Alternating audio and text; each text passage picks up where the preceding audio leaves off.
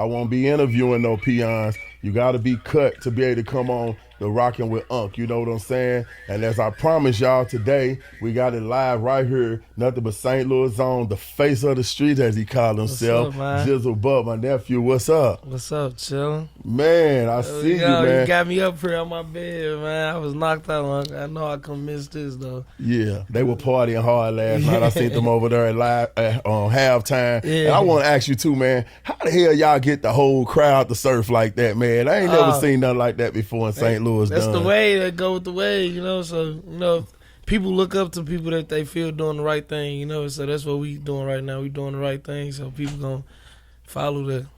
You're definitely making all the right moves, man. I want to first of all let you know that I want to congratulate you on your project that just dropped, The Face of the Street. Face of the and, Streets. I just want to congratulate you, period, on like all the hard work that you've been putting in and everything that you got going. And I know I can't do nothing but expect a whole lot more from you. You know what I'm saying? Yeah. It's no artist for real in the city with more featured artists, you know what I'm saying? And the thing about it, like you kind of rocked the way I rocked when I was younger. I like the fact that not only that you have features on your projects, you also have a relationship with the artist that's on your project. Definitely. I can't do a feature if you know, you can't relate to no. You just, I mean, I ain't just gonna hop on no song with motherfucker without seeing where they head at, seeing what we can connect at, seeing what we can do. You know, I ain't gonna just hop on a song, just put a song out. I gotta fuck with you to do the song, yeah. Yeah, you gotta have a vibe. You gotta be authentic, basically, what you're saying. You gotta be real, you know. And that's agreed because like you could pay anybody. Everybody got a little money, so anybody can go and pay for a feature. But if like, I feel like if like the artist is not into the song as much as that you off into the song, and look at it kind of like it's just a jug. And one thing about it, I just feel like our people in our city just can't be judged. You know what I'm saying? Okay, nah. So like, tell me a little bit about The Face of the Street. Like, where you get the title from, though? The Face of the Streets, I was putting like, you know, like, it was called Face of It All at first. Then I sent it to a few people that's marketing. They were like, Face of the Streets, that's what you got going right now. So, but I told them it was bigger than the streets, you know. So I was gonna like Face of It All, but they was like, just they wanted to give it to like some Jeezy like type of vibe, like they wanted to bring that back. So they were like the streets, you know. So, but I be telling them I'm bigger than the streets. So. Yeah, a little more trap. But I'm gonna tell you though, like, cause you got the trap and you got it going with it. You know what I'm saying? And another thing that I like, man, like the difference, like that joint, like you be popping your shit like on some real shit. You gotta listen like, and know what I'm gonna tell you what I like the most about when you pop your shit. Like you back that shit up. You know what I'm saying? So like, what do you say about like the artists who like really pop that shit but can't afford to back it up, you know what I'm saying? And they be really trying to crash out for these things. Like, so what do you feel about those type of artists? They faking, man. It's only so long a motherfucker can fake, you know? So if you rapping about it and can't back it up and can't do it, you're going to get exposed. That's going to, you know, any moment your career can be over. So I be having to watch what I say, do, all that, just because, you know, a lot of people watching me, like a big following, so I can't do certain shit. I can't say certain shit on the internet. Like, it's just a lot of stuff I can't do no more. So I know a lot of people watching, so. Okay, so with that being said, like you said that they be faking, right? Yeah. Which, all right, to a certain extent, you got to fake it to make it in the industry. You know what I'm saying? Yeah. So my thing is, for the artists that are, like, they faking it but as far as the things that they talking about, but they sound good. And they really just, like, because you got to keep it, like, 90% of this shit is entertainment. 10% of it is real. You know what I'm saying? Sometimes you gotta be like, yeah, he made that for me. Yeah, because you don't want to go out and try to just crash out, start carrying guns and thinking they can hustle coming up. Because I know you come from the streets for real. You know what I'm saying? And I want to congratulate you for getting out of them, you know, because I want to touch on that too. I noticed that I'm going to label you like, I'm going to say you're a serial entrepreneur. Let's just say that. We'll say you're I'm all type of shit. They say I'm all that makes so that's like a serial entrepreneur, in case you don't understand the definition, as a person with multiple strands of income. You know what I'm saying? Legal income. So we'll just say you're a serial entrepreneur. I want to touch a little bit on that too, though. Like, I want to talk about like I noticed that you went to like, I want you to tell the people like what you got going on, like what's the different strands of income you have, because the reason this is so important to me is because for the artists that are out here faking it, they have to know that there's also ways to get legal income to where they ain't gotta fake it. You know what I'm saying? Because no matter what, if you're trying to become an artist, you still have to be able to support yourself. because the last thing you're looking for is a daddy CEO. You feel what I'm saying? So I want you to give it to the people. Like, what type of multiple strands, what type of incomes do you have? Well, it started on some shit like talk that shit about these business. Look, I learned like from the shit because like I learned you can turn something like from shit because like at first I was buying like houses on the north side, west side, little fucked up little shit like they ain't really look like nothing. But I got into the motherfuckers, started investing, putting money into the motherfuckers. They started looking good, started bringing back money. That was the first thing I did was the houses. Like fucking with the houses. So real estate. Yeah, real estate. So that was the first thing. Then like just rapping and stuff, like doing features. People really pay for features, videos, and posting. People pay for you to promote them. And like if they see you out there, they gon' so that was another income. Then but of course you didn't just come in getting paid features. And I want y'all artists to understand that too. Because like he's basically saying he had to put work in for people to start hitting his line and start getting the features. I felt like it kills me like when some people like ask you like, hey, what you want for a feature? A person that's really asked you kind of hotter than you, and these dudes won't bite their pride and be like, man, let's just do it and get it done. Let's just do because it. It's called working at that point. So everybody ain't going to necessarily like get paid with certain people. You feel what I'm saying? It was on some like I felt I had to do time for real before like the jail stuff and all that. I never got paid for no features. I never think I can get like I ain't never. So I sat down, came home after reventing myself, and like they like, damn, motherfucker fucking with me hard, so motherfucker paying me. I'm like, damn, this stuff real. Like I ain't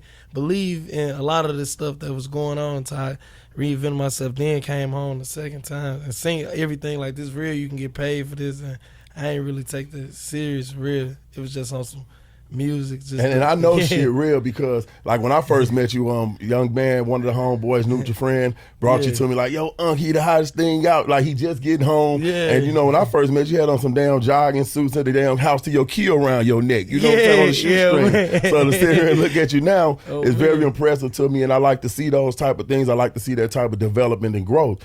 So and I watch you start the track record.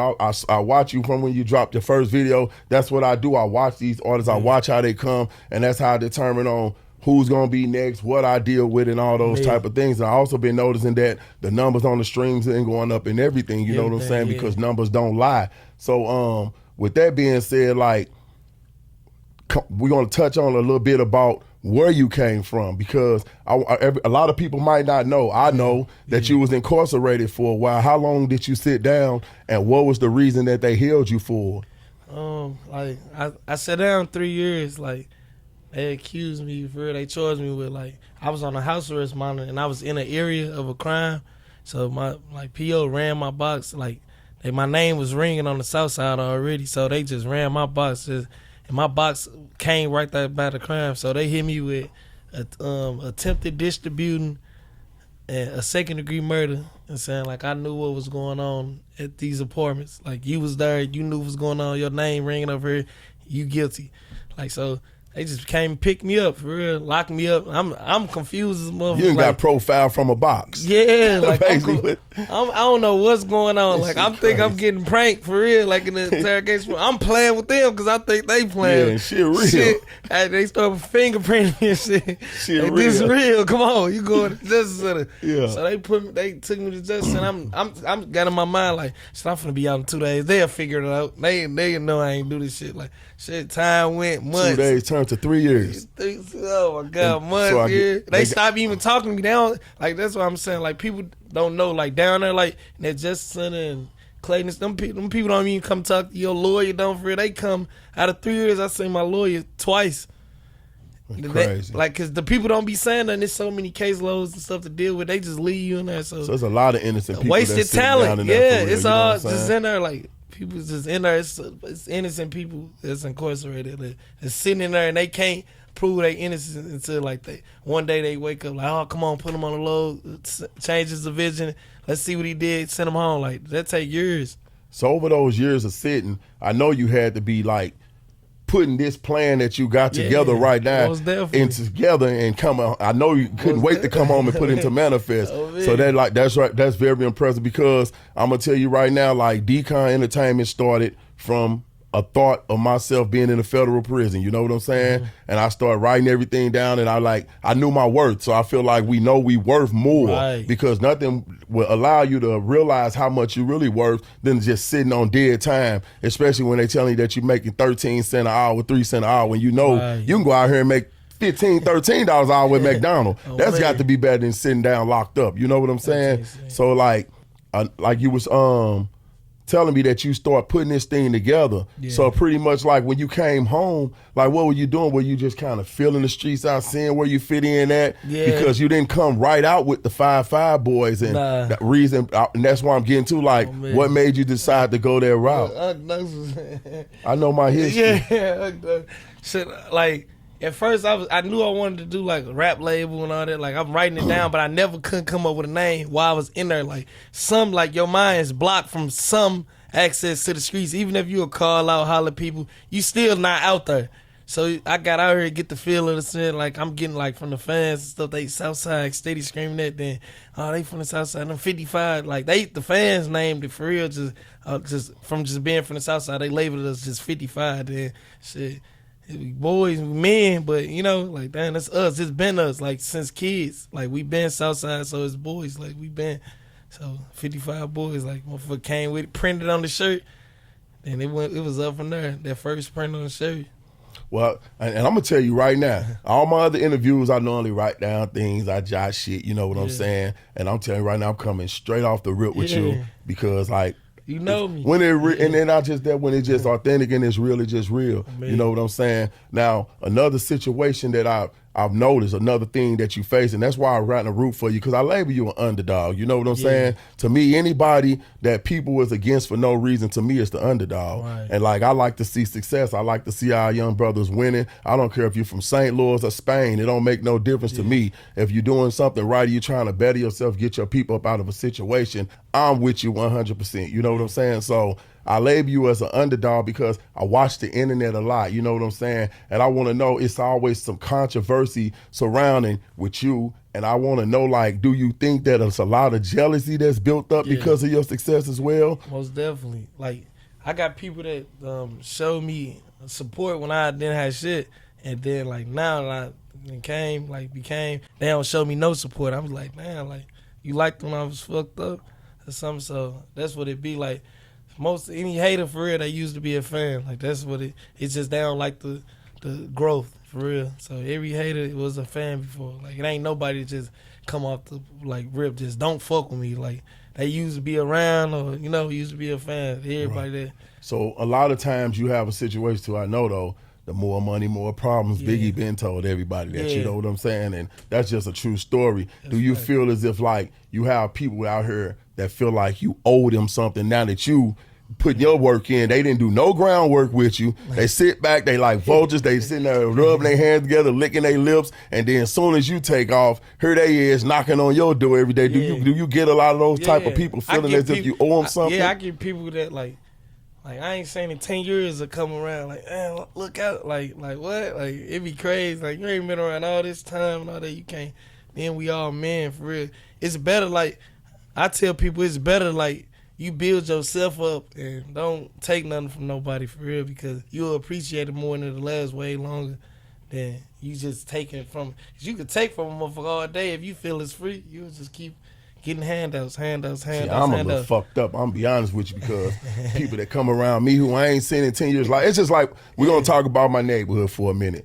I don't even go over there. I don't even give a fuck what they got going over there. You know what I'm saying? Nothing. I've spent my whole life trying to get out my neighborhood. You know what I'm saying? So I'll just keep it real with you. Who the fuck want to live on the west side of St. Louis? Not I. I guess got bigger plans for myself and my children. So I don't even entertain those type of conversations with people from my past. And when I do see them and they happen to bump into me and they start having conversations, I'm just a little rude. I just be like, on some real money, I don't even know you. Because if I ain't been around you in 10, 15 years, I can't possibly know you. You can't possibly know me. And I spent that type of time incarcerated. So coming home, I ain't really go back to dealing with because you already know that you don't know them because they ain't sent me nothing the whole time that I was gone. You feel what I'm saying? So what do you say to people that like do time like yourself, do time like myself, and then come home and then go back and deal with those same people that was no support to them when they was gone? Some people like you straight having your mind so when you in jail like he ain't gonna see me no money but I love him like I got them type of situations like people just he good his mama got him his uncle got him his family got him he good like so people straight felt that then I'm not the type of person that's gonna call and say I'm not good my mind's strong so I'm like before a motherfucker feel like I need him I'm gonna solve until I make it better and it always turn out right for me, even if it's rough at the beginning. I always win at the end every time. I do. Now, coming from this situation, I'm quite sure it was the people that you kept in touch with because you got to keep it a stack when you walk the yard with certain people, lay next to certain people and things like that. So you know what I'm saying? You share a lot of things that you wouldn't normally share with people because you spend a lot of time with these people that you're around. So with that being said, it's like I don't get it to point. Now this part I don't get. I had a few guys that came home since the incarceration and things like that, and they ain't even around no more. And these guys I done took care of when I came home. What do you make of guys like that though? Like, I don't get that part. Like, if you coming home and people coming home to you that was where you was at and they see how you moving, you would think that they looking for success too. So they should try to figure out a position to play where you at. You know what I'm saying? Some people have in their mindset they can't do it. Like a lot of people have in their mind like I can't do what he do. Like, that ain't me, that ain't my lane, so they go back to what they know or something. Like, some people feel they can't be successful. Like, people honestly think that. Like, so basically what you're telling me, some people stuck in their second childhood. People stay been around, I can't do that. That's called stuck in your second childhood to me. Like, if you like going back to live with moms and going back to the baby mom's house and all those some people can't let their past go. I drive my car before I go to a motherfucker where I don't supposed to be sleeping at. Until I get a house. Now, another thing I want to congratulate you on that you probably don't think I pay attention to, but I do, is like your mom's business. You know what I'm saying? And I know she's doing a whole lot of 5-5 printing going on over there. To shout out to Miss Jizzle, you know what I'm saying? Like, so, like, I want you to give a drop out to her shop, you know what I'm saying? Because that's a very impressive thing. It's one thing to set yourself up, but it's a beautiful thing to sit there and set your mom up. You feel what I'm saying? Because that's me. Those are the type of things that I do. Those are the type of things that like I enjoy doing. Like, my mom took care of me her whole life. So the least I can do when I put myself in position is be able to give back to her. So how I feel to be able to do that type of thing though. Like, it's lit, for real, it's lit. Like, instead of moms calling you or anything, like, I know, like, like, I'm sending people to the t-shirt shop to get printed and all that. I know, like, she low, like, I know what's going on, so she ain't got to call no more, like, and it gave her, like, for real, it came, like, when my little brother died, like, she was just not working and in the house and not wanting to do nothing no more, so she was just like, she wasn't happy, like, at all, like, so I ain't sitting no energy, she just gave up on all energy, so the shop gave her, like, life again, like, you seen her happy, you see her smile again, so she moving around, calling me, talking shit again. First she would, she'd be calling, saying, "What you doing? Okay, all right, Tommy." Like, now she back calling me, talking shit, being funny, like, so it gave her life again. So, yeah, because she lost a lot. You know what I'm saying? That's another thing I could touch on with you. And I by the way, I love the Baby Buckz chain. You know what I'm saying? I love it for real though. Like, I love it. And the reason I'm saying, because I too lost a little brother. You feel what I'm saying? So can't nobody really relate unless they been there. Like, I lost one of my mama's son. You feel what I'm saying? When he was a child. Like your brother, you lost him as a child. I lost my brother as a child as well. He drowned in a swimming pool. A lot of people don't know that because I don't talk about those things. But we need to talk about these type of things and be more open for the people that's going through things, losing people, and know that you can still live life after. You know what I'm saying? Because life must go on, and that's the only thing that they will want us to do anyway. And I like the fact that you do a lot of stuff in his name. I know it got to be some type of Baby Buckz charity or something coming up real soon. It's coming up, man. It's something coming on. Mom's to look for it. Like, she always finds stuff to donate to, like that. My little brother had his sickness, like, his other people in the world with it. She done found them. We donating to them, so so. Just all the way around good mom then. Yeah, mom on it, yeah. Now, on that face of the street, you see that what song I was bumping when we came into it. That big difference. And I'll play that because shit is a big difference. You know what I'm saying? A lot of people talk that say what I say when I listen, I like this shit, motherfucker popping that shit. Yeah. And then when to see them actually back it up, that's why I listen to Big Difference a lot. You know what I'm saying? Now, what would you say your favorite record out the whole project is? It's like 16 joints on that thing, you know what I'm saying? and the art crazy? I like Big Difference. One of them. I like Steal Your Hoe. See, that what got you all over the internet now with this controversy and shit. Exactly. You know these young motherfuckers get mad about them female. Now you talking about somebody, baby mama, they get in their body and now they want to put the people on. You get to talking all bullshit about you. I know that ain't safe, man. Yeah. Supposed to, like, what the fuck I'm supposed to do?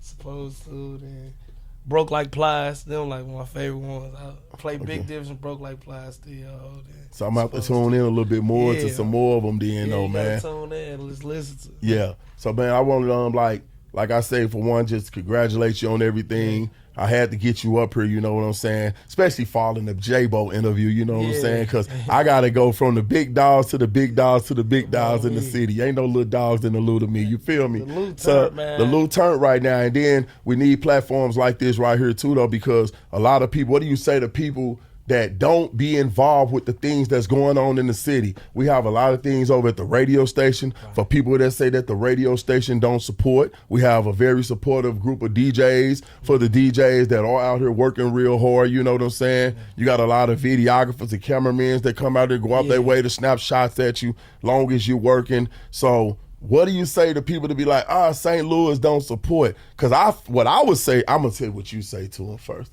What would you say to people that say St. Louis don't support? I feel like, St. Louis support. St. Louis like from that in that field, cameraman, DJs, and all that. I get all like love like from all that like area for real.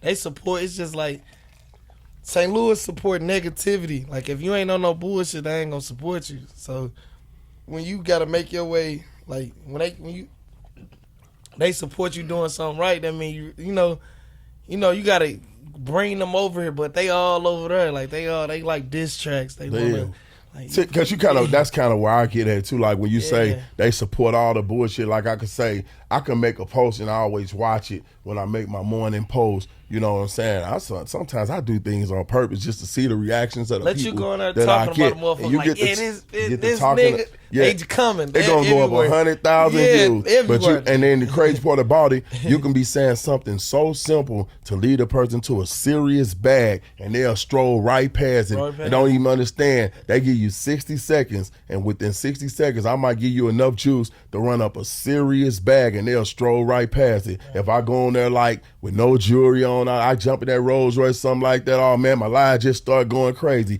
People just like to see these type of things where they don't listen. You know what I'm saying? So that just lets you know that they don't comprehend well. They do a lot of looking. They don't do enough listening. So what I would say to the people, the artists in St. Louis that say that the radio station don't support, DJs don't support, and things like that, I would say you're not working. Yeah. That's what I would say. I'm going to sum it right up. You ain't working. Because there's a lot of artists out here that a lot of people don't even know about. Some artists that I don't even know about here in St. Louis. They got talent, mad talent. Not only do they have talent, they got situations. You know what I'm saying? And speaking of a situation, like, what do you have? Like, are you signed to anybody? Are you 100% independent? Are you talking to any labels? Or are you just trying to roll it out until the right check come your way? Rolling it out for real. Since I've been home, a lot of labels came on the table, but it's just they be like, they don't talk money no more. It ain't about money for real no more. It's about like the snap, I guess, like what you get, but they don't never talk money or nothing. Then it's just prolonging. Everything be prolonged and just do better. Like if you just wait it out and do it, do it yourself. You might well keep that energy that you're using to stamp yourself then, basically. I don't want to hear none of that shit. Where a million at? Motherfucker need at least to get to deal. You need $1 million or something that look like $1 million. I ain't trying to sign up deals, still be in the trenches. Like that's what people go rogue at. They sign them deals and don't change their settings. I'm trying to change my settings. Man, give me something that look like $1 million. You know what I'm saying? All right. With that being said, man, like I really want to thank you for coming through. You know what I'm saying? I really appreciate you. I want you to keep up the good work. For all my viewers that don't know who you are, I want you to give them your social platforms. Let them know what you got going on and what you got coming up next. You can find me on all streaming platforms at Jizzle Buckz. Every social media, Jizzle Buckz. My Instagram is Jizzle Buckz with an underscore, not an S, with a Z on every platform. So don't put no S, put a Z with an underscore. Face of the Streets is on all platforms. It dropped August 1st. Now they asking me for the deluxe. I already got it put up in the cut waiting. So still the Face of the Streets will be coming soon. I ain't got an official date yet. So right there, you heard it, man. Appreciate for having me on Unk 101, man. Come on, man. This is a must. So, like, right now, you know what I'm saying? You heard it first right here on Unk 101. Jizzle Buckz, what he got going, what he got coming next. You know what I'm saying? Any shout-outs that you want to do, anything while you're on here? Shout out to my family, man. Shout out to everybody. 55. I could just say 55. They cover up everybody. Aunties, uncles, friends, families. We all the same thing. We all a movement. So shout out 55. I love y'all. Yeah, and speaking of 55, I want y'all to stay tuned because right now, in a minute, I'm going to be bringing into the studio Luh Half, another one of the 55 Half guys. on the You know way, what I'm saying? man. Hey, Luh Half, we're gonna give y'all the real down low about what really happened with 30 Grimy. Like, I hate when people just say one side. I'm letting Half know right now, putting them on the spot. Luh Half like that I type. want to know, did you win that fight? Do you think you lost? You're going to get into the raw and the real with Unk.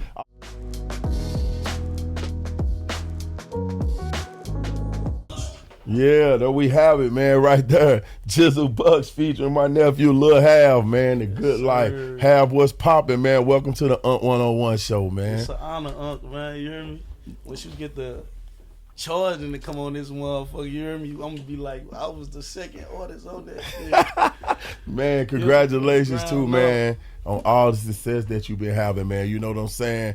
Halftime Born Grill, man. Yeah. I ain't even see that coming. I'm going to just be honest with you. We got neither, these man. young bosses in there. It was crazy. Halftime Boy and Grill started, a promoter, Lucky, reached out to me on my birthday, and he was like, what's up, man? You want to do your party here? I'll let you get the door and shit like that. And I was like, all right, bet. So the night came my party, and I think I had made like $30,000 just off the door. And I was like, damn, this is what clubs do? I want a club. Yeah. He was like, I heard this motherfucker for sale. And I was like, for real? Set up the meeting. So I called Jizzle and them. I'm like, we finna get a club. They like, for real? Like, they ain't listening to me for real. They think shit ain't no, it's a joke or something. For real, we finna get this club. So I called Jizzle. He had something to do. So he didn't even answer the phone when I called him. He called me back. He FaceTimed me. I was at the meeting. He talking about, I'm on my way. Yeah. So I told him, hurry up, get up there, and we made it happen, Man, that's crazy. I ain't never known the story on what made you get off into the club scene. I like I said, I never seen it coming. I'm sure the people never saw it coming. And it was like, you on some promoting ass shit, and end up buying a club. Yeah. So like were they like skeptical about it at first when they first had the first meeting with you or whatever, or was they like? I'm pretty sure they ain't showed me they was, you know what I'm saying? But I'm pretty sure that I was skeptical about it because I'm usually like, can't nobody really just get up on me, you know what I'm saying? With a club, you accessible every night, you know what I'm saying?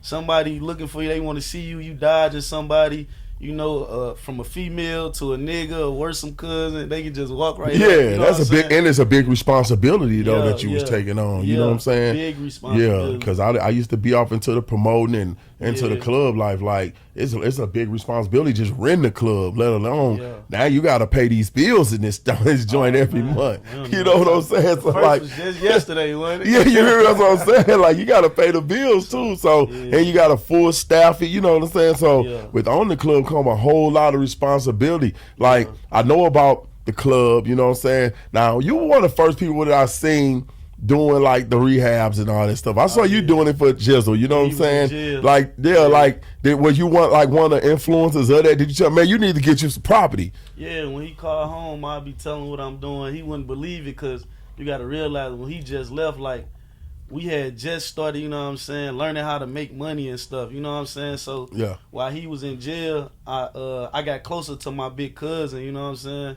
So he was teaching me everything. That's why I tell people every day, like, I think Jizzle going to jail was the best thing that ever happened to us, bro. Like, real talk. As crazy as it sound, like, because we was really, like, wilding for real, like, with no structure. Nobody showed us nothing. Like, we did everything by ourselves. So I can honestly say he took the lick, like, to show us, like, that ain't where we want to be. You know what I'm saying? So, like, yeah. So, like, what would you say you were wild and all those type of things? Like, what type of things was you off into? Like, was it just like stupid stuff, just like things that could have got you killed, things that could have just got you life. Everything. Things that didn't make sense. Yes, like riding with, it's only 2 of us riding with 10 guns. And mind you, we couldn't even, I don't think we could carry guns like that. You know what I'm saying? How they got it today, right now. So it's just 2 of us, we riding with 10 guns. They ain't gonna even be able to shoot all the fucking guns. Outside every day, our partner just died, so we just looking for people, you know what I'm saying? Like it, I don't know, it just taught us a big lesson, man. Like it was, God really humbled us down with that move right there. He did.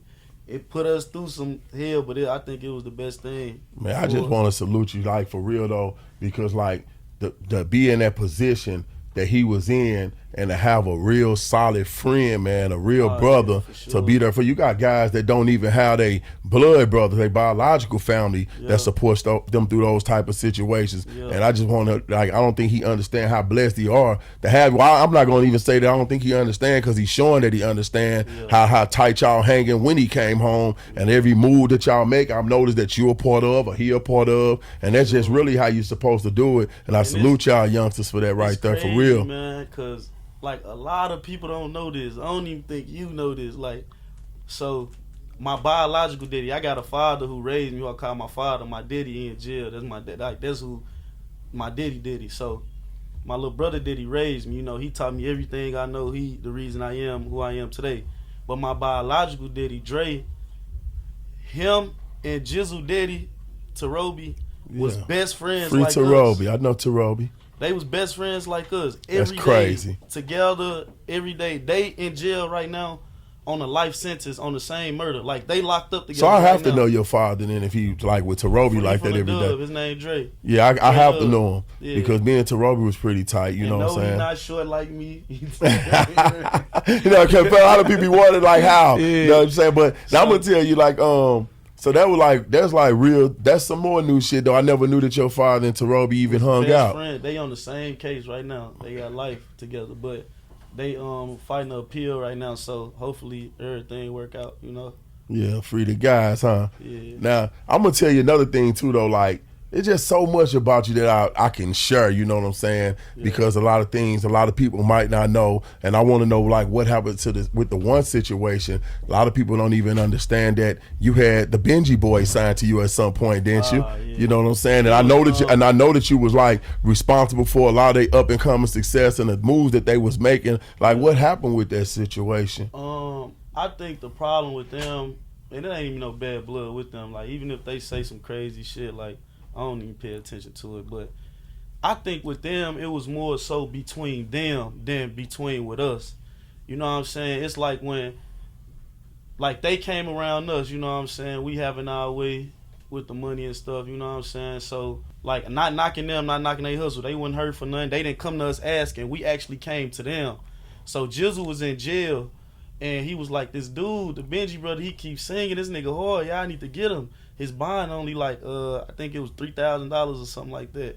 So we like, tell him if we bond him out, you know, we see what they doing out here, you know what I'm saying? We bond him out, you know, he got to come on home like that. So he like, I bet. So it was Kills. We had got Kills out of jail.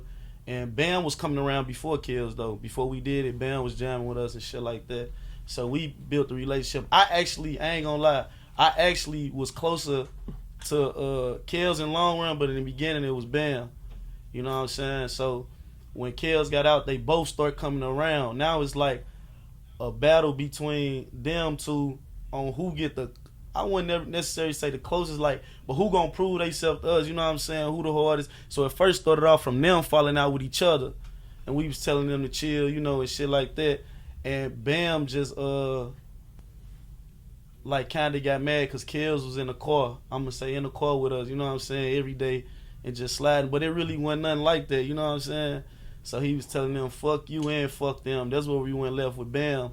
So we was telling Kills, like, man, just fuck that shit, bro. You know, we fucking with you. And Kills was the only one who actually signed the contract. And he was too young, so his daddy signed the contract. You know what I'm saying? So that was what it was with that. But Kills, we stopped being cool with Kills because, like, he was with us, like, they dropping diss songs. We telling them, don't drop it. Boom, boom, boom. That was the first song with them against each other. And Bam had said my name or some shit in his song or something. So then that's when I had. It's up from there, goddamn. I know you. Yeah. So, but Kel actually started back being cool with Bam, and just called us out the blue like, yeah, I can't fuck with y'all, cause he knew like we didn't play. You know what I'm saying? And we was telling him like, you know what I'm saying, crazy shit and shit like that. So he was like, if y'all can't fuck with my brother, then, cause we was like, we not tolerating that shit. Like that's some straight. But even though you only got a situation with him anyway. Yeah, so like we ain't fucking with him at all. Like even when this shit over, so he was like, if y'all ain't fucking with him, then he honestly said, did like, too much. If y'all ain't fucking with my brother, I can't fuck with y'all. So you like, shit, all right, go ahead. Yeah. So and the crazy part about it, you know, that kind of how like Suge got popped. You know what I'm saying? Buying him out of jail. Yeah, you know what I'm saying? Well, nobody messing with him, and they went over there and Death Row signed, you know, got bailed him out. You know what I'm saying? So like, and then me personally, I feel like if a person come and get me out of jail, and I'm in the situation that I'm in, you know what I'm saying? Right. Like, I feel like I forever owe my loyalty to them, you know, because ain't nobody else mess with you. Because, like jail is like the people that ain't never been there, that's the living dead. You know what I'm saying? And, like, I always say that because only thing about the living dead is, like, you get to really see who gonna come and visit the grave site. Those are the visits. The people that's coming to lay flowers down, those the people that's sending something to your books, you know what I'm saying? Right. And the people that's riding around talking to you like you dead in the memory, they still gonna be out here doing the same thing, talking about you dead in memory as if you locked up. You feel me? I'm the type of nigga that put money on books and bond. Helen, like they used to call me the Bill Bondsman. Yeah, that's a good thing though. But I don't like visiting grave sites. Well, no, but see, you don't have to do them all. Yeah, okay. You put the flowers out there though. You feel what I'm saying? When you put stuff on the books, that is the flowers. That's what I'm explaining to you. Yeah. Those are the flowers. They're just like visiting the grave site, going into the visiting room and things like that. That's the things I'm speaking of. That's why I call it the living dead, because you just gonna get to see who really gonna remember you when you in there. Because that's just a real strong message for y'all youngsters that's out here crashing out, doing dumb shit. Understand right now you riding right next to a sucker. You riding next to a motherfucker that you shoot somebody, gonna tell about the body. You riding about a motherfucker, you get caught with some dope, he gonna slide under your seat. So they need to know these type of things. Everybody who you riding with ain't who they say they are. You feel me? To sum it all up, there's some of those people gonna hit the room with you, or they gonna forget about you and talk about you like you did. When you very much alive and you definitely coming back home. You got people that got dates and people treat them as if they're dead. And that's why I salute you, because like to be there for Jizzle with what he went through and still be there today, that speak volumes of you and your character. Everything, like to know that you bonded these guys out, still gave it your all when you bond them out. You know, and then he decided to give you an ultimatum. Like, your man's tripping. You feel what I'm saying? So we're going to get past that, though. Another situation, I want to ask you, man, because I'm going to tell you, I'm a big fan of Luh Half music. But I'm pissed, man. You ain't dropped shit in a while. Man, what's going, like, because it's like, now, okay, this shit taking you away from the music. For real, like, when you really doing what you rapping, like, and this just me, when you was doing, when I was rapping, you know what I'm saying, whatever I was into, whatever that, like, I felt like I just got too big of an influence on the city, you know what I'm saying? And everybody who know me know, like, I'm damn near a pacifist ass nigga. Like, if we beefing with each other, like, you did something to us, you know what I'm saying? Like, we ain't gonna never just start no shit with nobody, you know what I'm saying? Yeah. Like, right and right is wrong and wrong with me. So I'm a nigga who value life for real, you know what I'm saying? So I just felt like I was being listened to, like, people was too tuned in on what I was rapping about, and it wasn't right. Right, so you don't want to put the negative influence. I was known for a diss rapper. Like, I didn't like that shit. You know what I'm saying? Like a storyteller too, but like, you know, people like bullshit. Like, so I got some shit coming though. Like, I feel like that phase is dead now and died down. You know what I'm saying? So now I'm finna get back on my shit. Because a lot of people don't understand is too, though, like, you actually educated. Yeah, you know what I'm saying? But a lot of people wouldn't know that, though. They'll look at you like you just something, like when I used to watch you on the internet, and I never knew that you like had the type, like the level of education that you had. You know what I'm saying? I went to college. Yeah, that's what I'm saying. A lot of people don't know this side about you, that you actually went to college, finished, and got like, didn't finish, but I can tell you about that story. Nice, come on, why didn't you finish? All right, so I ain't finished, man, because they say don't judge a book by its cover, but I'm going to school and shit, you know what I'm saying? having fun, kicking it, making sure my grades right and shit. But I'm just around the campus one day walking, and one of probably like 2 or 3 of my professors, I ain't had that many. I was just paying attention to them coming into the building and shit. And as crazy as it sounds, this is exactly why I quit though. They cars was bullshit. So when I went into the class, I asked each one of them, I'm like, what you do for your free time? What you like shopping, traveling? Like a lot was like, no, I just work and go home and do this and that. So, and I had already heard this, this little saying like people who go to college don't even use their degrees and shit like that, you know what I'm saying? So I'm like, this person know all this knowledge and teaching it to me and not doing shit with it, you know what I'm saying? Like, you teaching me business, but you ain't got your own, not one business and your core bullshit, you know what I'm saying? I'm like, and they hella educated, they teaching the source. I'm like, yeah, this ain't for me. I ain't finna waste my time and go out like that. So I had went back home. My mom and them didn't even know that I dropped out of school. I had went back home and I was working on a crib. I had bought me a house and I was working on it, and she ain't know I dropped out. So graduation time, I'm talking about, she like, send me your grades. I'm getting grades made, you hear me, all type of shit. You faking. I'm faking. So I'm just, graduation time was coming. So she like, you finna graduate, what we doing? How we doing it? What court we pulling up in like that? I'm like, come here, let me show you something. So by the time graduation came, the house was done. I walked in the house, I'm like, this it. She like, what's this? I'm like, this the house I bought. I dropped out of school and I worked on my own shit, you know what I'm saying? Got this together. So she couldn't even be mad for real. So you showed her something though. Yeah. So like some of that did like a lot of it did rub off on you being around the people that and some of the education and things like that. You had enough sense to know you had to get home and get straight to it though. And work on my shit. Like, even the rich white people, like, they have their kids already businesses while they a kid, you know what I'm saying? So I'd rather just be my own entrepreneur, because when you go to college, you basically going to school to work for somebody. So are you basically like, next coming up, are you working on any music soon? Like, man, because I love your music. Like, I be like listening to the music. I be like, man, Half fucking hard. I got like over 1,000 songs. I can believe it. I'm just trying to see like how I'm gonna put it out, and what I don't want to do no same YouTube ass shit, and keep dropping, just get hot in St. Louis. Like, I want to upload, and this gonna be one of my little things. Like, when I drop my music, I'm gonna upload it on different YouTubes in different cities, you know what I'm saying? Not just Tory, because everybody on Tory channel know, you know what I'm saying, me and everybody around me. So if we attack these other YouTubers, you know what I'm saying, and videographers on their YouTube, if 5 St. Louis rappers go straight to David G channel, you know what I'm saying, back to back to back, people gonna tune in to that St. Louis music. Just like if a Milwaukee nigga come down here and drop on Tory channel back to back to back, we gonna see that, you know what I'm saying? So I think we just gotta attack these other cities for real.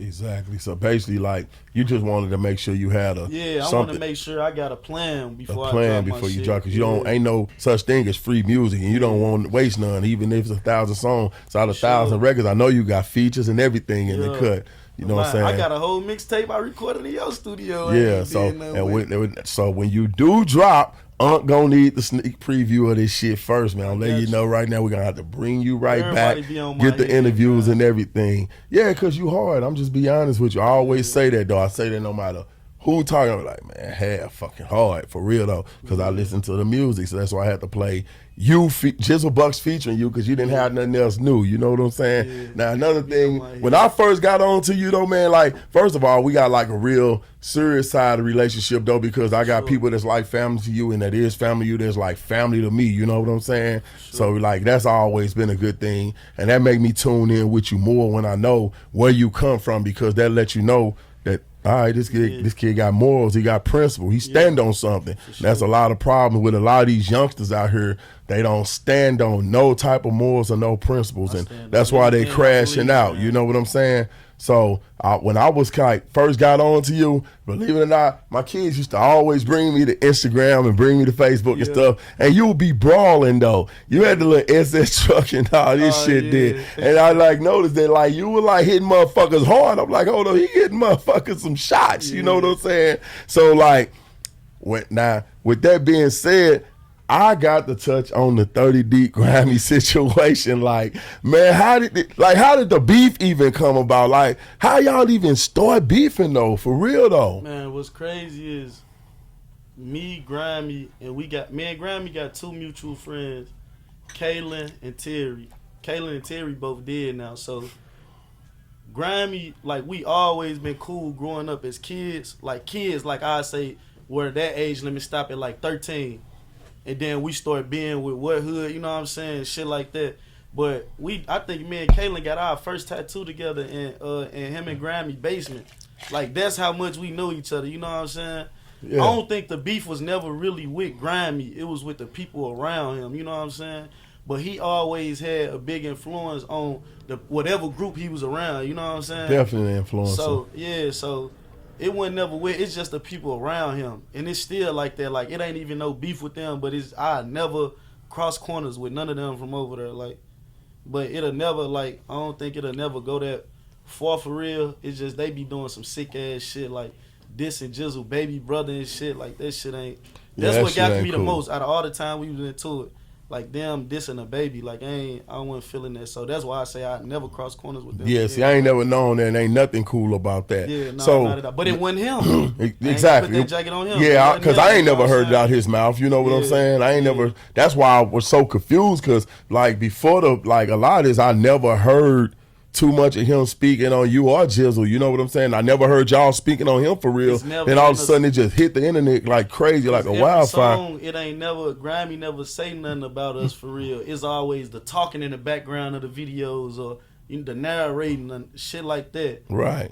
So it wasn't really necessary. So basically it's like, and I'm going to tell you, sometimes some of the people around you get you in some of the most fucked up shit, man. Sure. Especially as an artist. And you have like promising careers, longevity in this game and everything, and you'll get knocked right out the box by making some crazy decisions. Like, for instance, Pooh Shiesty on one hand, free Pooh Shiesty, like he's in a messed up situation. We won't speak too much on it because he's still fighting that case. But like, sometimes you gotta get the people from around you. You know what I'm saying? Yeah, you can't. Sure. You ain't no sense of trying to lead a hood if you're trying to take the whole hood with you. Right. Some people not gonna make it. Yeah. You're gonna make, some of them gonna make it, but some not. Some people just not gonna make it. You know what I'm saying? Now about the 30 Deep, the Grimy situation. Yeah. Where was y'all at when y'all had that big fight? It was a big brawl, man. We was at the hotel downtown.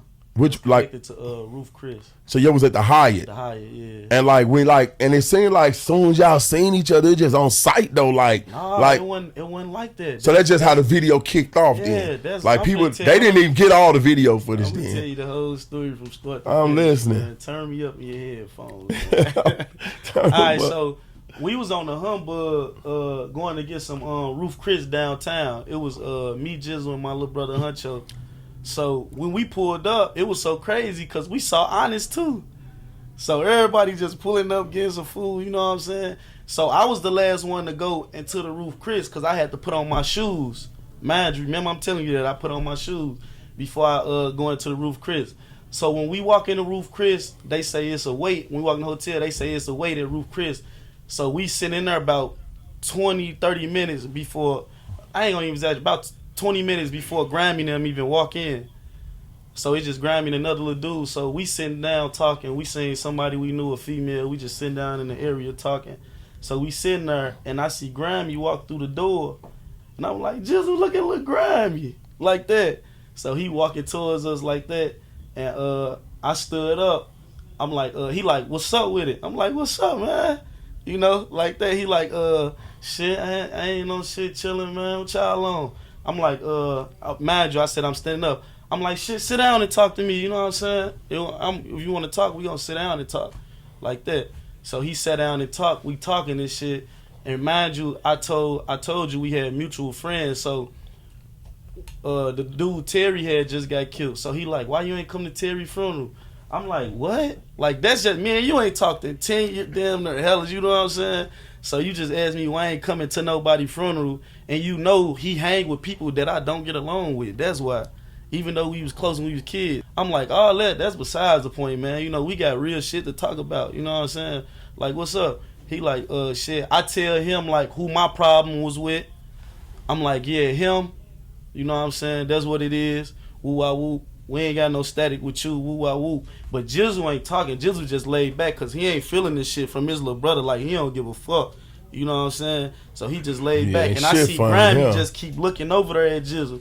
I'm like, what's up? What you keep doing? Looking tough at Jizzle for and shit like that. I'm like, bruh, chilling. We trying to talk. You know what I'm saying? Woo wah woo. He like, cause he be on some bitch ass shit or something like that. I'm like, you know what, man? Just go ahead and get from over here. You know what I mean? We gonna leave it where it's at. It just went left so fast. You know what I'm saying? So when he walked away, he had said some tough ass shit, and I was like, we can. Oh, I skipped the part. He say, yeah, we was outside. I seen y'all. I seen you get out the car and put on your shoes. So mind you, we sitting in there for hellas. Like, they really didn't want to bump heads with us. Not even on no tough shit. You in there 20 minutes. If I'm in there 20 minutes, you know what I'm saying, and you don't come in to 20 minutes later, like, not calling him no bitch, you know what I'm saying, I might pull a move like, man, I don't feel like fucking with these, you know what I'm saying? I don't fuck with him, I ain't gonna walk past him, but you can't act like you was on there like it was on site when you waited 20 minutes in the car, you know what I'm saying, before you came in. So that's what it was. That was my whole point. Like, it wasn't no serious ass on site shit, cause you know what I'm saying, I ain't gonna lie, I would have approached, you know what I'm saying, like, and still talked it out. I wasn't on no tough shit. Yeah, cause on some real shit, from it sound like to me, you really rather just got that shit on behind y'all, been done with it. Sure. No like, bad blood, let's go our separate way. Cause you had a relationship with them with two guys too that you was real close with too though. Yeah. So that like mean a lot though. Like, it ain't like you wasn't cool with them. Yeah. And I respect the fact that you even saying that, you know what I'm saying? Because I ain't even know that part, you know what I'm saying? Yeah. So carrying on, like you say, you really tried to put an end to a lot of it, but he was like on it with Jizzle for real still from afar. Yeah. So when he walked away, he kind of said some some shit that disrespected me a little bit. I don't know what it was, and I told him, like, I'm the one who provoked the fight. Like, I got up, that's why on the camera you see me walking towards him. I'm like, we can get it cracking right now. You know what I'm saying? Because I was hot and I was mad. So that's when we start fighting. When it come to win or lose, I know for sure I kicked his ass. At the end of the fight, it was a whole fight before that. You know what I'm saying? At the end of the fight, all that stretching and all that, niggas tired as a motherfucker. We ain't kids no more. We both wrestling like a motherfucker, you know? And he longer than me, so of course we laying down. He can wrap around me 2 times. You know what I'm saying? Yeah. But I heard him say in the video, like, Half know how to fight, but he slammed me he slammed me soon as he, you know what I'm saying, came in. That's because we had a situation at the club. So when I squirreled with Grimy, and to call my cap, rewind the video, this interview back, you know what I'm saying, all the way to the beginning, and just check this pinky out. I can't bend this motherfucker at all. I had cut a main nerve in my shit. So when I goddamn me squared up with him, I'm like, damn, my pinky, you know what I'm saying? And it was fresher than this. Motherfucker for real. Yeah, it was fresher than this. And I still was able to fight, you know what I'm saying? Yeah. So I'm like, ain't no rules in fighting, you know what I'm saying? Either way it go, bro. You know kicking, what I'm saying? scratching, biting, all that shit go. Whatever it take to win. So he ain't landing not one punch on me though. You can see from the video. I landed some punches, but that shit ain't nothing. That shit ain't about nothing, man. Man, I feel like I think they was trying to set up an actual match with y'all though. A ring, like a boxing match with y'all. If that ever was to come about, would you accept it like battle? Would you accept it going to the ring? I like fighting. Because the way I look at it, I say long as I have to talk to my niggas and let them know, like, if I can't control y'all, then y'all can't come. Yeah, because the way I look at it, like, ain't nobody lost no lives in this situation between you all. You know what I'm saying? Nah, blood been shed. Okay, so but it's speculation. But with him though, because I gotta be transparent with you, I gotta be honest. Like, I fuck with Grimy. You know what I'm saying? Yeah. I fuck with his music. I fuck with him because he make moves from the city too, though. You know what I'm saying? Yeah. I'm not as close as Grimy as I am with you, unless I am with Jizzle. But I wouldn't sit here and tell you that I don't like him as a person, because we done had some real serious conversation. And he respectful towards me. So and that's hard to get out of a lot of these young dudes. No matter what you got going on, some of them, they don't give a fuck who you are. They won't respect you. You know what I'm saying? Right. So I can say he was respectful towards me though.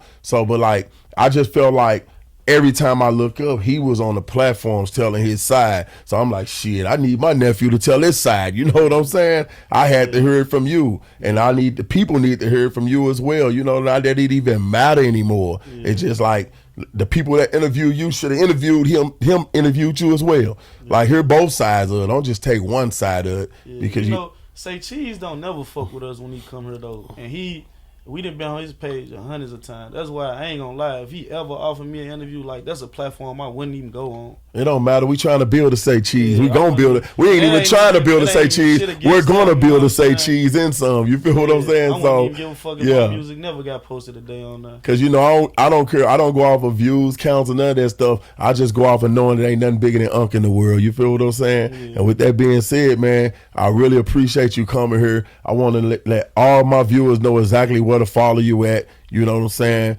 Y'all can follow me at Luh Half on Instagram, Twitter. I don't got no Facebook and YouTube at LUHHALF. No underscores, no nothing, just like that. Now, what you got to do is you got to get your Facebook if it's just a fans page because like it's big. And I can understand you not having one because Facebook's so fucking crazy now. It's so chopped up. It's so crazy now. It ain't like it used to be. But believe it or not, your music can actually kind of take a real quick turn from because I know you plan on dropping soon again though. You know what I'm saying? So like, and I'm letting y'all know we holding him to that because he said he about to give us a project. You got a name for the first one? I got a lot of names, man. I don't know. You know, I always do some halfway there or you don't know the half. It always got something to do with half, so I got to come harder there. Yeah, because halftime, I like all that.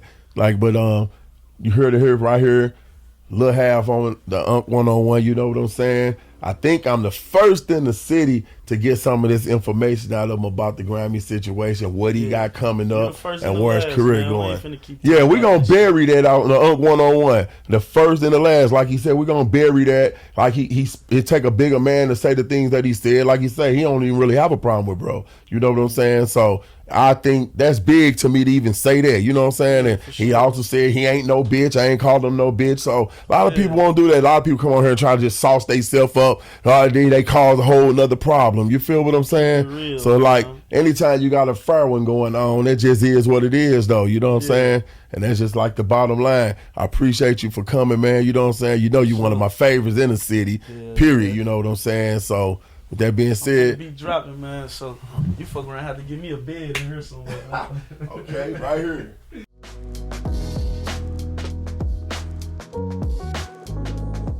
Man, here we have it, man. Once again, right live on Unk 101. We got another special guest in the building, one of St. Louis' very own, Shauna B. Shauna B, what's poppin'? Tell my people who you are and where you from. Hey, what's up? It's Shauna B. I'm from St. Louis, Missouri. Y'all know what it is. And I'm here with DCON. You know what it is, you know. Man, tell the viewers a little something about yourself, like where you grow up at, though.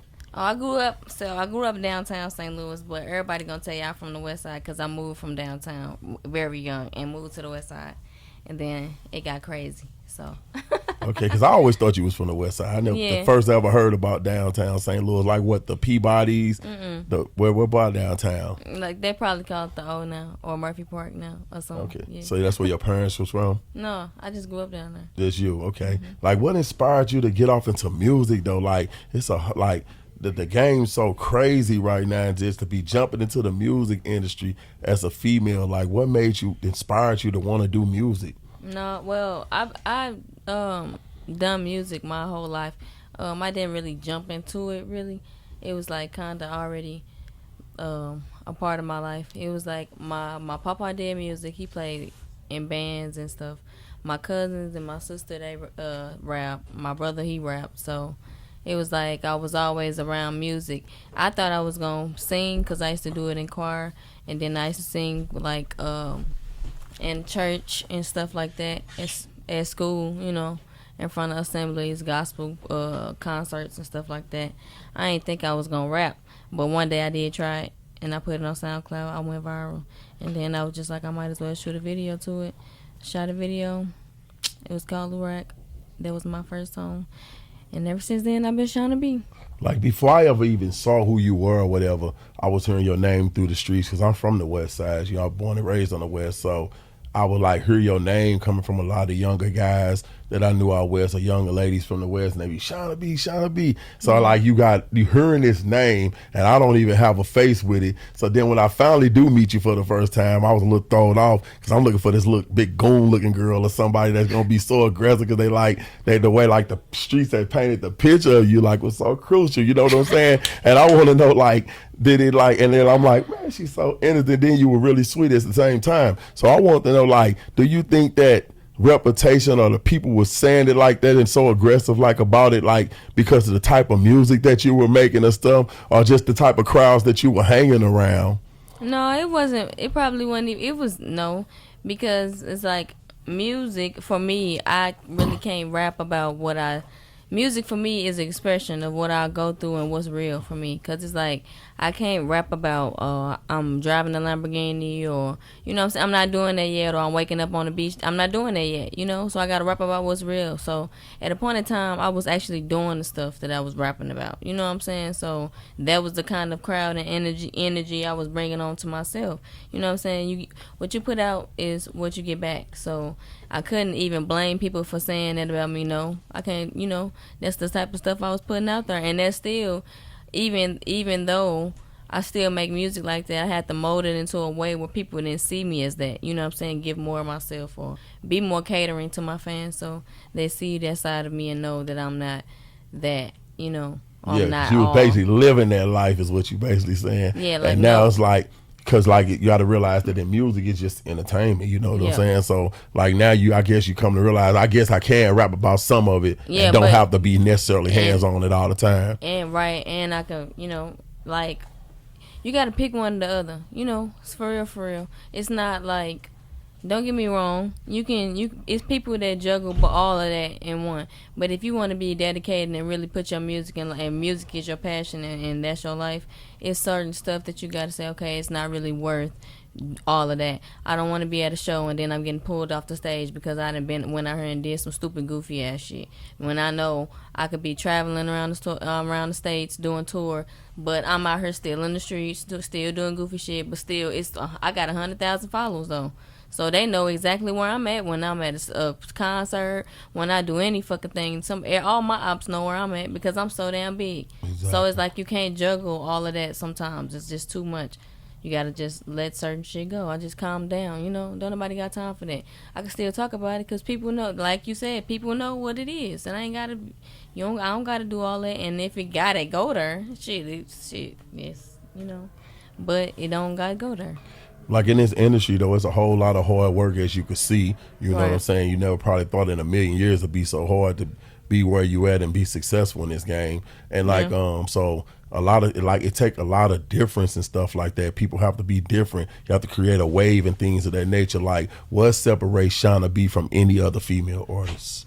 Well, I think what separates me from any other female artist is, I think a lot of females don't understand the fact that it's we all in this together. You know what I'm saying?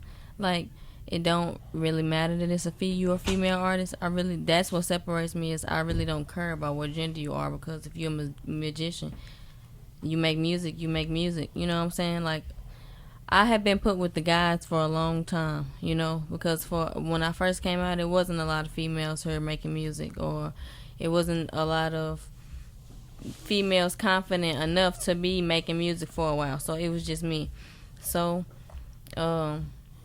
it's like I kind of hate the separation or the division of like, you to be a female artist, you a male artist.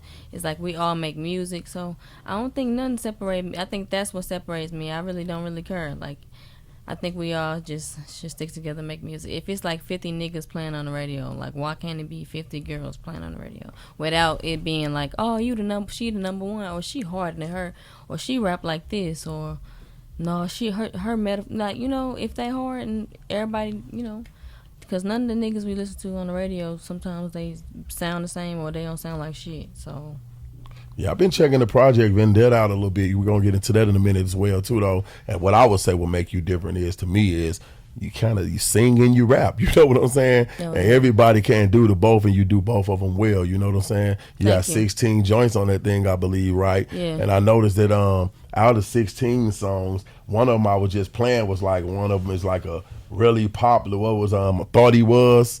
Oh, Thought He Was. Yeah, like I noticed that a lot of people were like listen to that one right there though, and I was listening to the first one that we was playing. I'm in my thoughts, like, and I was liking that one more because like I was listening to the things that you were saying. That's just how I am. Like, do you have any favors off the project yourself that like you're gonna shoot soon or any of that like coming up off the project? What's like one of your favorites and why is it your favorite?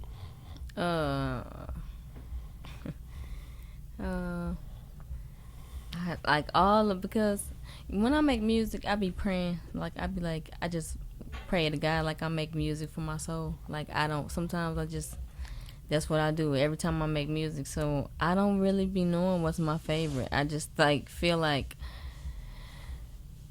I don't know. I think I like Give Me Money. I know that for a fact that I'm gonna be shooting that soon. That's the first song on the tape. And In My Thoughts, that already has a video out actually. So that was one of the first videos that I dropped before the album came out. So I'll be doing Thought He Was and Give Me Money probably for sure. But people also, I have a song on there. It's called Like to Be Around. A lot of people like that song too. Okay, so the project is called Vendetta. Like, how did you come up with the title? And by the way, the artwork crazy for it. It's like a lot of different people on the cover art, and isn't any meaning behind it? Like, why you do that? It's like, to me, what I would get from like, man, she all these damn people at the same time. She all these people, you know what I'm saying? Like, because that's the picture that it painted. So the artwork was crazy. And did I read it right? Yeah. So yeah, that was right.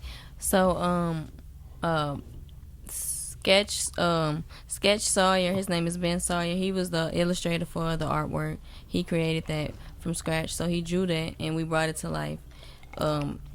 So it took a minute. It was another thing that took a minute for the artwork to come into one, because I had days and not over months out and weeks. We was just going over the artwork. I was like, see, I like that, but no, that's not me. You know what I'm saying? So what I did was I actually got a lot of inspiration for the artwork and the outfits. So the main inspiration for the artwork was Kiss, the rock album group. Of course, so, I see Kiss in it. Yeah, so they had a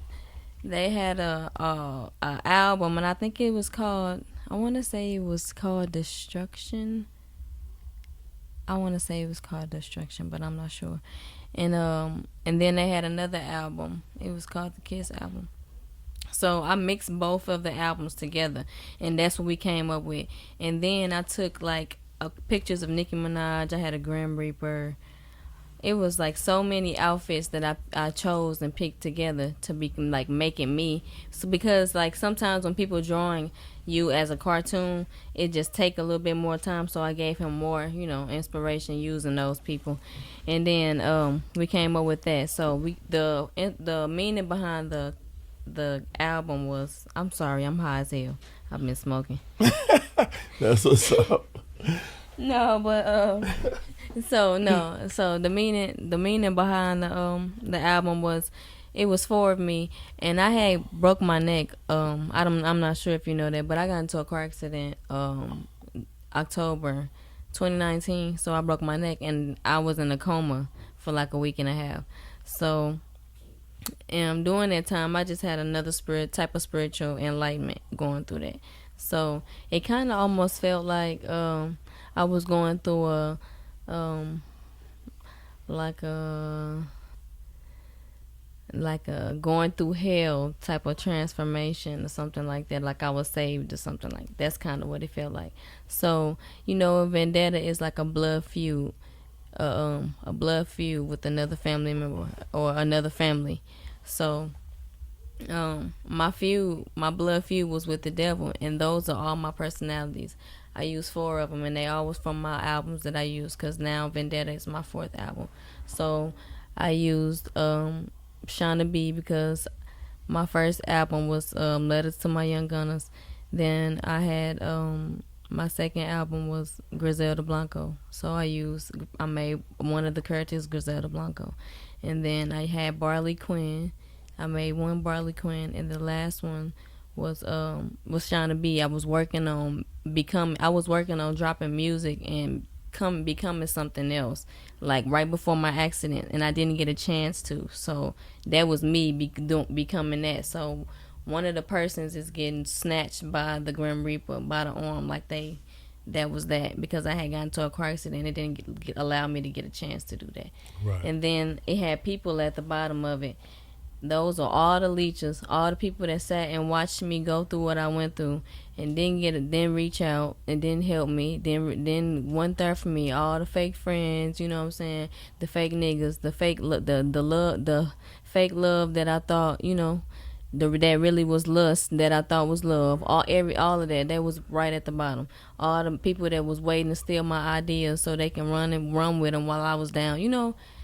All of that was vendetta. That's dope though, because I knew it had to have some real meaning behind that art. Because it's just like you see a lot of people that rap, and then I pay attention to the covers.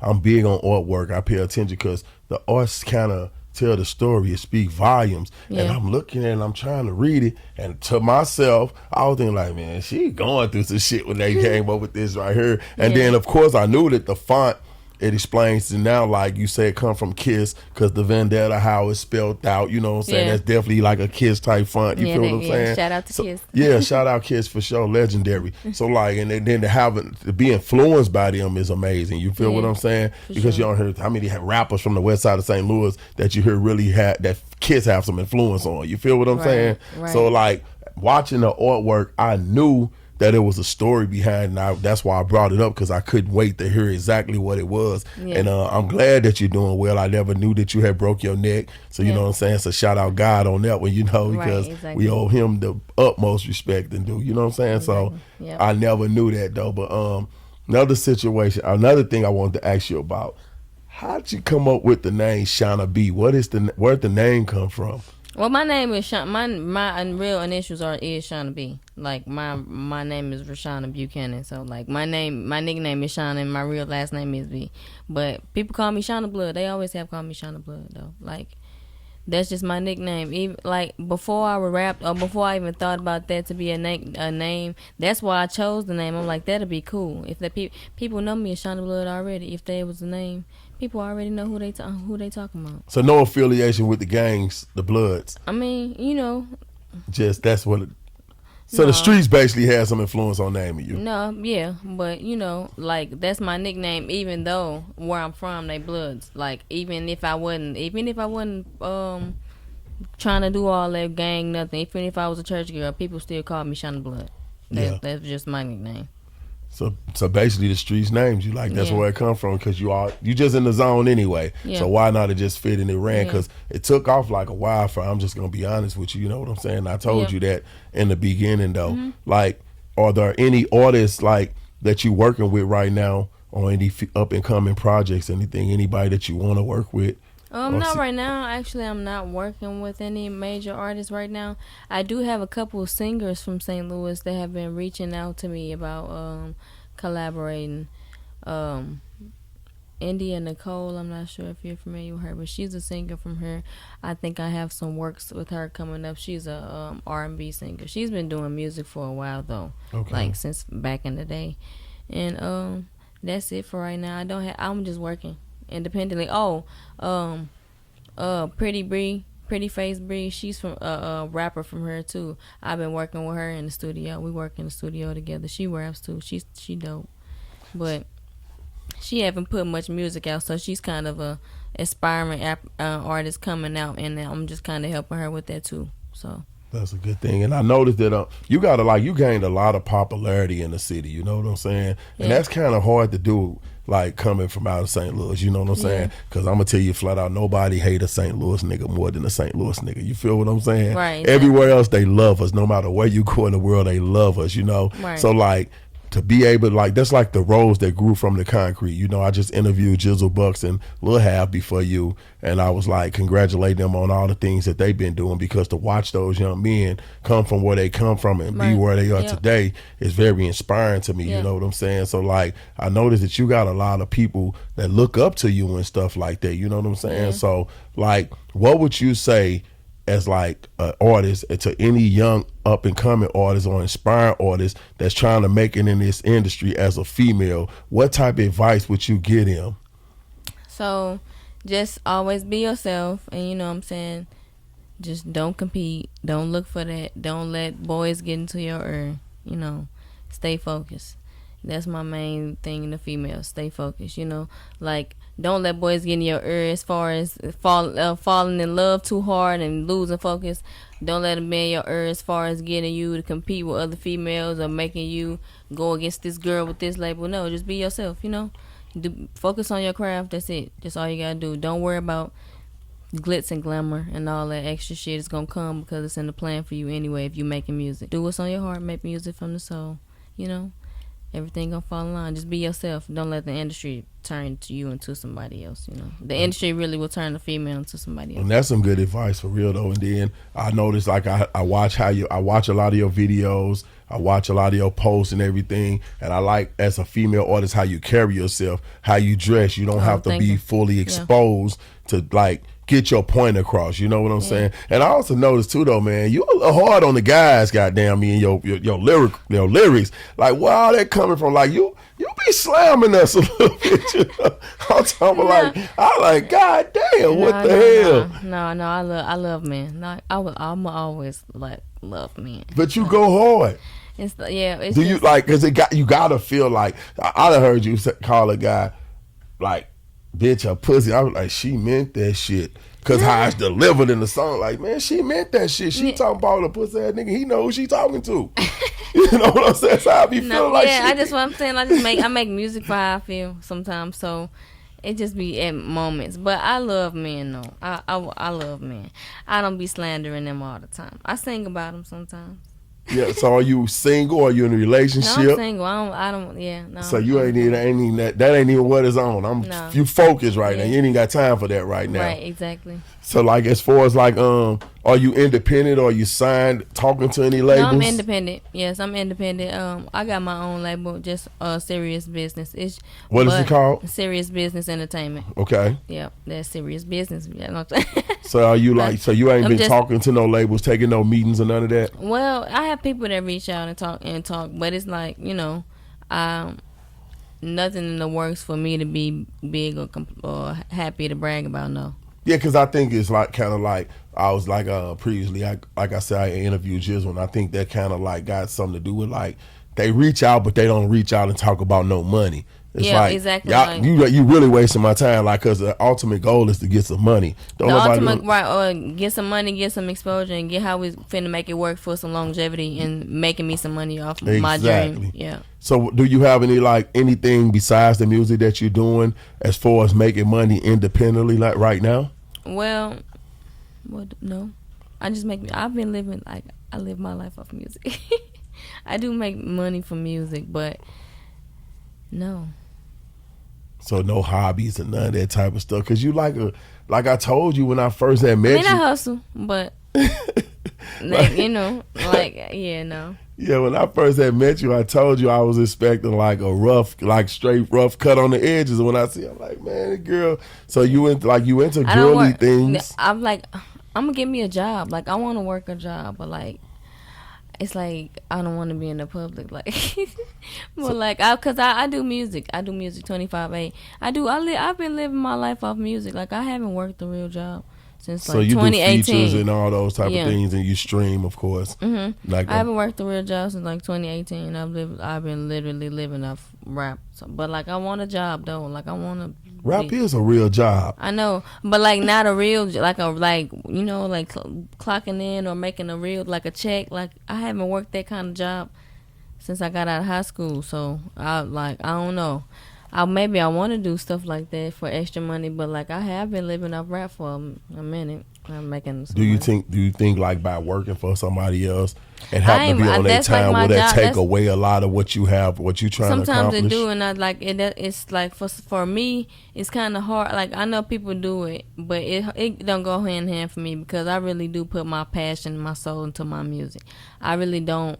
It just take too much to be thinking about going to work, making music, it's just no. Why do I have to stress my fucking self out to go help somebody else live their dream by working for them when I really can be living my dreams until somebody can be working for me? Exactly. You know. So like you just said, you got video shoots coming up soon for some of the songs off the project Vendetta. I want you to let my people that don't know who you are, where they can find you on social media, on all your platforms. You can find me on social media at Shauna B Official on Instagram. That's Shauna Blood on Snapchat, and that's Shauna B on Facebook. And you can find my music on every streaming platform. You can Google me at Shauna B, and you'll find everything. Well, I want to thank you for coming. I really appreciate that, you know what I'm saying? And another thing, I want to congratulate you because since the return of One on You, the first female artist that I interviewed, you know what I'm saying? Because I got to really feel an artist out and pick them before I decide to just interview them, you know what I'm saying? And you can look forward to links real soon. We'll be dropping them real soon. It's been really a pleasure to have you here. I'm watching you. I'm going to have you on the radar. Anything that I can do to help with the career musically, reach out. I got all the plugs, definitely got the connects, and don't mind sharing them because that's what I do with my people, you know what I'm saying? So any questions that you got, feel free to just ask them. With that being said, y'all, we're going to wrap this up, man. We had Jizzle Buckz, Luh Half, and the First Lady, Shauna B, right here on Unk 101. Yeah. Appreciate y'all for being here with me today. And, hey, any shout-outs, anything? No, just, hey, shout-outs to God. There you have it right there.